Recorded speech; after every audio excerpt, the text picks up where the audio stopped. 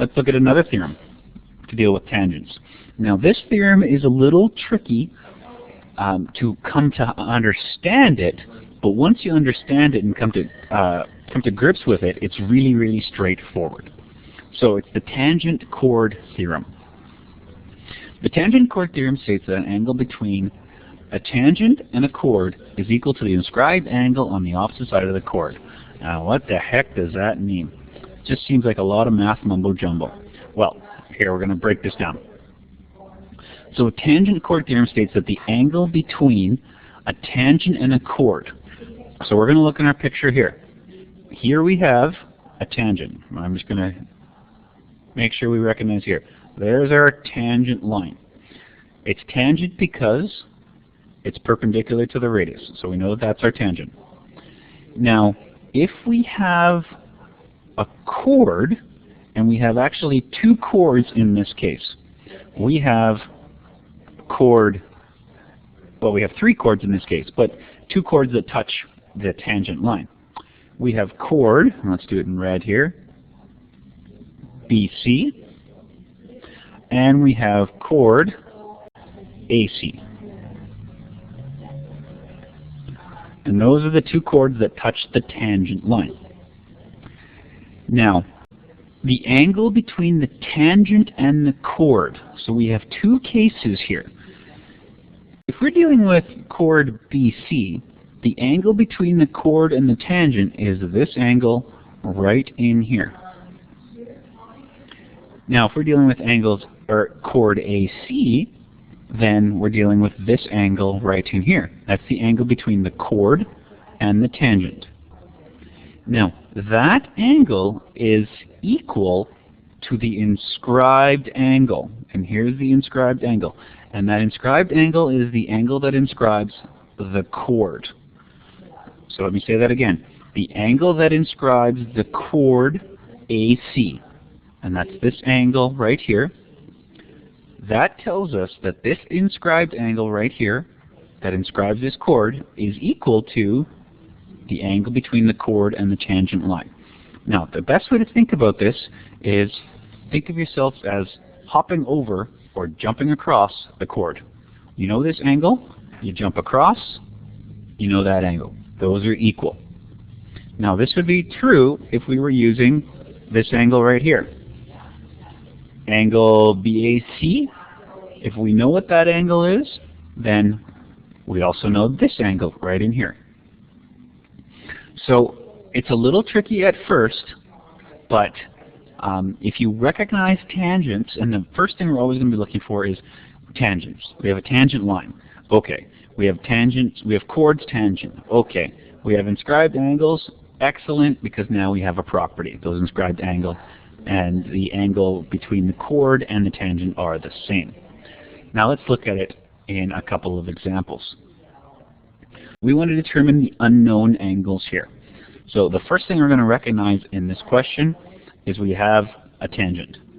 And when they're dealing with pictures, often a little point here as well will let you know that it's tangent. It just touches at that point.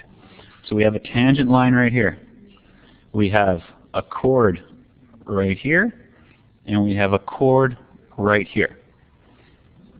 So if we're looking at angle 1, the chord that it inscribes is that thing right there. And once we recognize that that chord meets up with the tangent line, then we know that this angle in here that's formed by the blue must also equal the inscribed angle over here. So that tells us that angle 1 must equal 64 degrees. Or if I think that hopping rule, here's the angle, jump over the chord, there's the inscribed angle, they got to equal each other. If we do that and use that idea for angle 2, it's really easy to determine, because angle 2 must equal 71 degrees.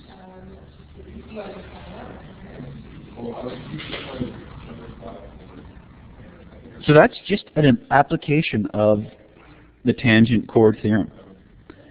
Let's look at the next question here.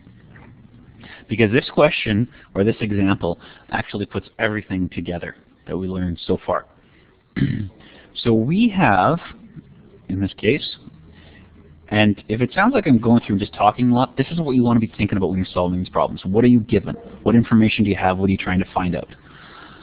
We have two lines that are tangent. Now, they don't look exactly tangent, but we're going to assume that those are tangent. And again, we can't do it based on the picture. This looks a little askew, a little out of order, but we have to go with what we know. So this is tangent, this is tangent. That tells us that these two lines, emulating or starting or ending, however you want to view it, start or end, from an external point are the same length. If that's true, we have an isosceles triangle, which means that this angle down here and this angle right here have to be the same. And all the angles have to add up to 180 degrees. So this angle and this angle must equal 130. So if that's true, cut 130 in half, and each of these angles must be 65 degrees. That's got to be 65 degrees, and right away we know that angle 1 has to be 65 degrees. Now, we also have a chord and a tangent. So, let's just, again, I'm going to do it because I have color here, but here's my chord. And here's the tangent line, right through here. So this angle in between the chord and the tangent line, which is right in here, must be equal to its inscribed angle.